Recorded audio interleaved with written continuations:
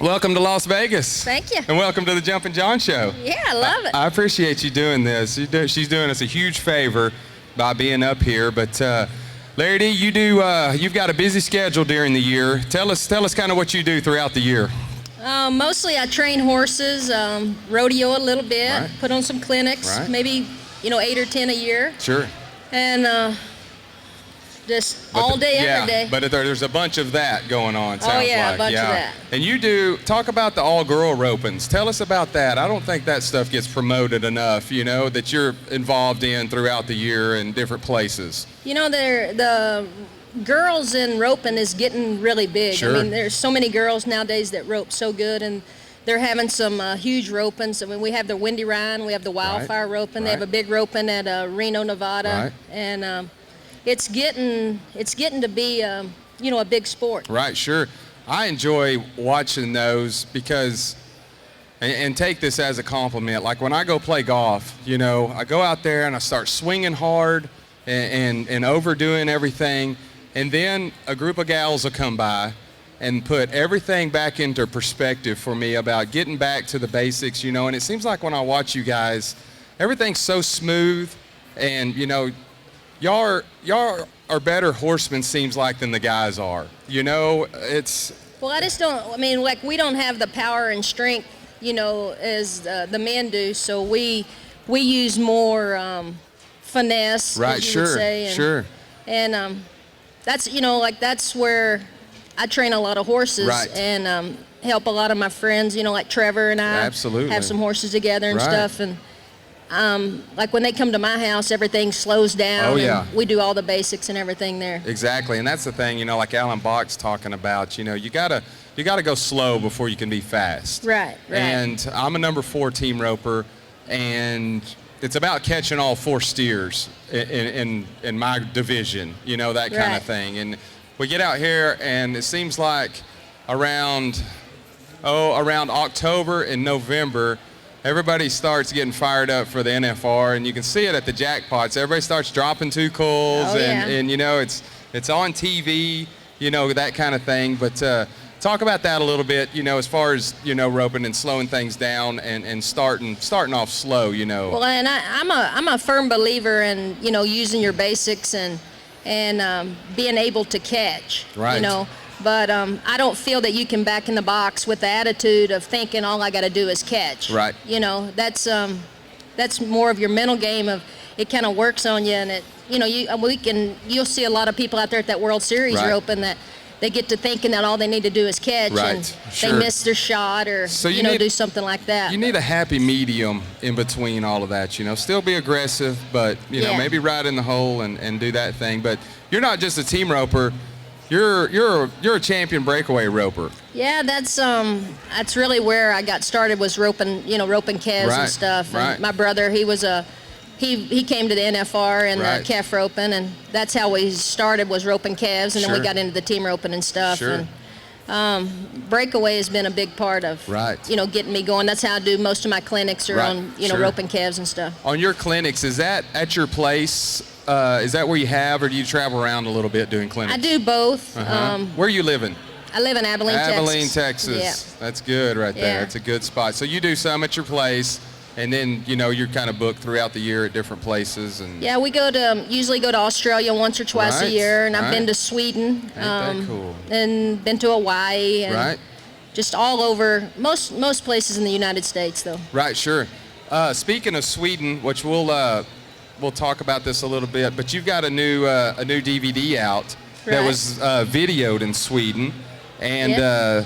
The name of this video, folks, it's Lari Dee Guy, and it's a dummy roping video, right? And explain that about being in Sweden and roping just the dummy there in Sweden. Well, in Sweden, they can't rope live animals. All they can rope is dummies, and some friends of mine over there had me come over and put on a clinic for them, and we did the whole thing roping dummies. Right. And you don't know how privileged you are over here in the United States until you go to a place like that and know that you're so controlled that all you can rope is dummies. Right, sure. But then you come back over here, and I said, they asked me if I would make a dummy roping video for them, and I said, sure, no problem. And then I thought, that's a pretty good idea for over here, because you don't know, so many people will come to my house, or I'll have those schools, and the parents will have their kids on their horse and their rope, and they can't even pull their rope up, and they're wanting to run them out of the box right then. Exactly. And,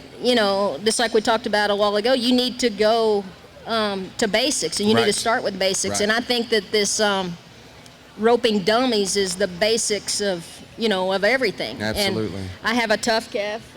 These people over here, that have the tough calf, I have a hot heels. Right.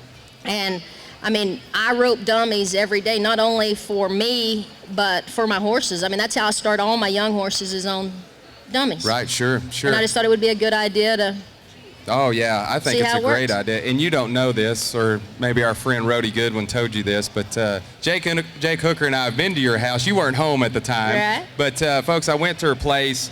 Her facilities are top of the line. Like she talked about, she's got all the training material that you need to to learn how to start roping, whether it's breakaway and even tie down roping or anything like that. She can show you all of that stuff, team roping.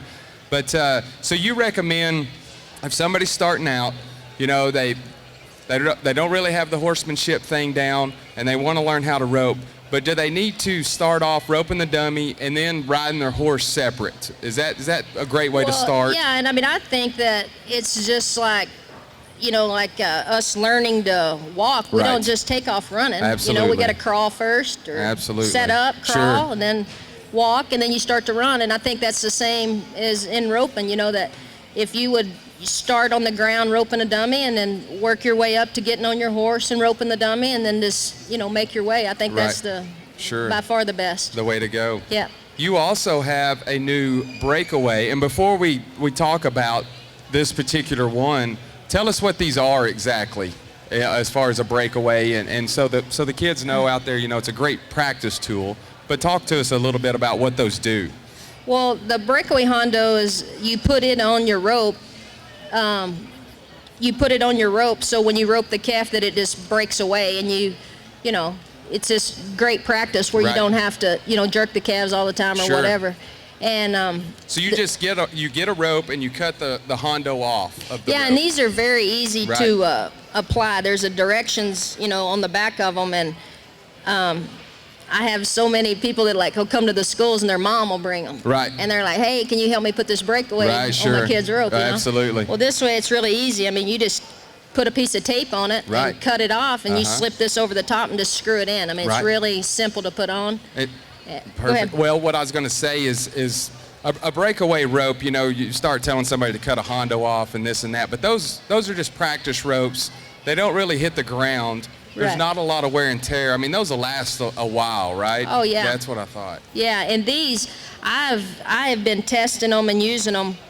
They're called Nothing But Neck, and this friend of mine in Amarillo come to me and asked me if I would be willing to try them, and they've been great. I haven't broke one yet. Really? I mean, they've been really good for me, and he's always trying to improve them and do more. And I think he's got a great product, and I'm kind of behind him. Oh yeah, absolutely. Well, Lari Dee, I've even before I met you, I think we've known each other for probably 3 or 4 years now, something like that. And even before I met you, I'd always heard your name. I'm from Big Spring. I'm from out, I guess 2 hours west of where Lari Dee is. And folks, in Texas, if you roped calves or if you team rope or anything like that, you've heard of Lari Dee Guy.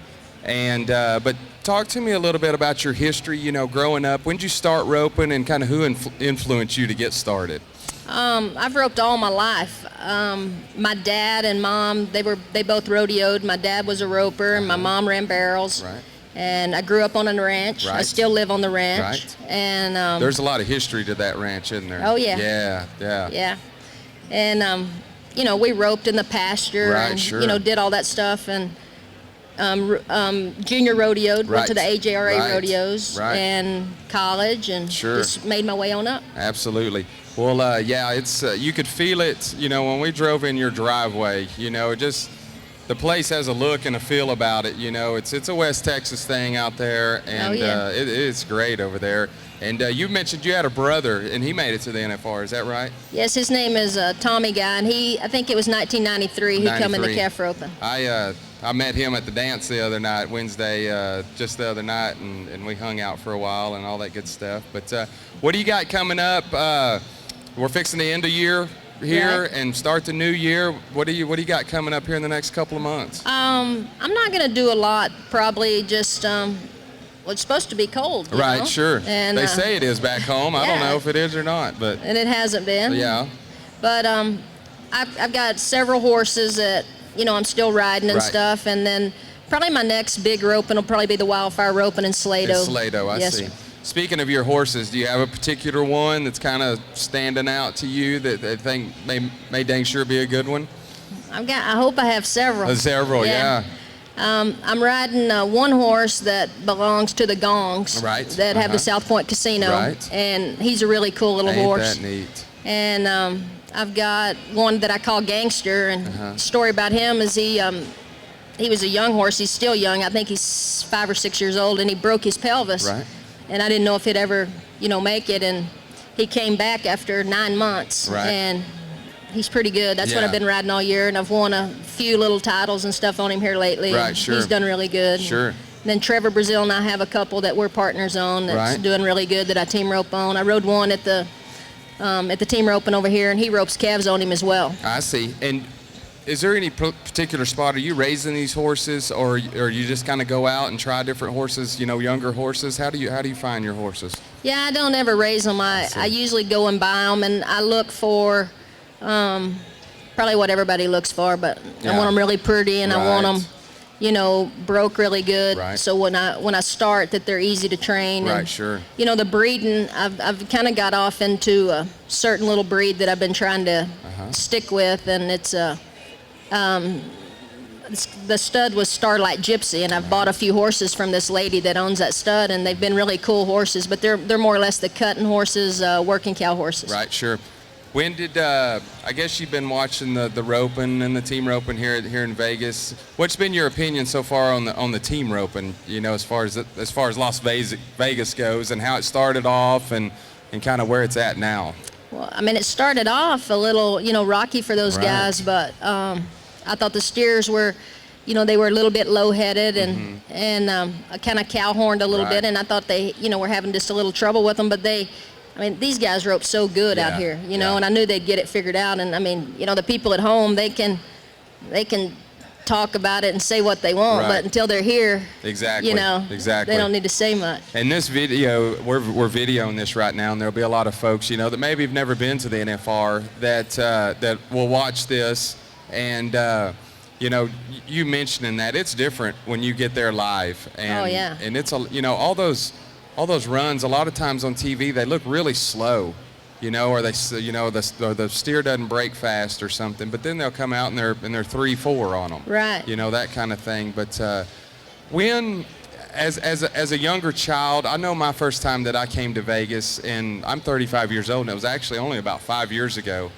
and I walked up that ramp, and I think the grand entry was just fixing to start, and the lights came on, and just the smell of everything. But did you come to the NFR as a young person to watch or anything like that? Yeah, I hate to admit how old I am, but I was going to the NFR when they were having it in Oklahoma City. Sure. And when it came to Vegas, I've come to it as long as I can remember. Yeah. And never is a time that goes by that when you walk, just like you said, when you walk in that atmosphere, that your heart doesn't go to beating, and like when they did the tribute, like when it was 12-12-12, and they did the flags and brought the guys in. It's amazing. It is amazing, and we have to do a few media things, and so we're there. I've gone every night but one night, and you would think that it's so busy here in the hustle and bustle. And, sometimes I think, I got to go to the rodeo tonight. But the minute I get there, I am just fired up, I am too. And we've had team ropers up here and all that good stuff. And I had a group of bull riders the other day. And you want to talk about getting fired up. Oh, I bet. Just those guys just talking about it, was way cool. But, yeah, we just wanted to kind of get your history, and your take. And I was talking to T. Woolman. We were talking about the Oklahoma City stuff. How are maybe the calves and the steers different now than they were in Oklahoma City? How have things changed that you've noticed? I just think that it's all faster. Right. You know, the calves are a little smaller and handle a little faster. Same thing with the steers. You know, and it's the same at the rodeos and the ropings and everything. Everything's just kind of gotten smaller and faster, and I think it's that's what makes it more, more fun to watch and more fun to do. Absolutely. You know. And I want to talk about real quick. You're up here on behalf of Spalding Fly Predators, right? And you're going to be signing autographs after this. Is that right? Yes, sir. Talk about their product real quick for us. Well, my friend Larry Garner, he come to me at Oklahoma City at the U.S. Finals and told me about these fly predators, and I was a little hesitant about them, and he said, "You're going to try them. You're going to see." And I said, "All right." And we have 10,000 acres at my ranch, and we have cattle all around. Absolutely. And then I have my barns, and my calves and steers, and I'm telling you that I have a boy that puts those out religiously for me, and we have them out there. And my control, well, you come to my indoor, and my control of flies is, it's unbelievable, the control that I have. And they're still terrible right now. Like you said, we hadn't even had a freeze yet in Texas. Is that right? It may be one morning I think, or two. or while we were gone. Yeah, exactly. Not enough to kill the flies yet. Right. So, yeah, that's a great product. And those are great folks, and I encourage everybody. I'm sure there's a website, for Spalding Fly Predators. They've got a booth right behind us over here, and you'll be signing autographs over there today. Right. And you're going to join us again. I don't have the schedule in front of us, but you're going to be on stage. The next couple days. Yeah, the next couple days. Everybody just needs to come every day, and but catch Lari Dee Guy up here. But Lari Dee, we know you're busy. And I want to say again, thanks for joining us. I'm humbled having you up here. She's a friend of mine. She's a world champion roper. She's world-renowned horse clinician, and you've got a website as well. Yeah, it's LariDeeGuyRoping.com, and then I also have a Facebook page and do a lot on there. It's huge. Sure, and you kind of tell everybody, I guess, maybe on your Facebook, kind of what you're doing that week and all that good stuff. And mostly what I'm doing. Right, exactly. And I think that stuff's great. It's kind of turning into, kind of like a blog kind of thing, and people are interested in hearing what you've got going. And they really are, and at first when I started doing that, I was a little... Oh, yeah. Us country folks, we're not used to that kind of thing. I said, man, I don't want to tell them everything I'm doing, but they like it. They like to hear about it. They do like it. Well, Lari Dee, again, thanks for joining us up here. And, folks, she's going to be signing autographs back here. But y'all give a big hand to my friend, Lari Dee Guy.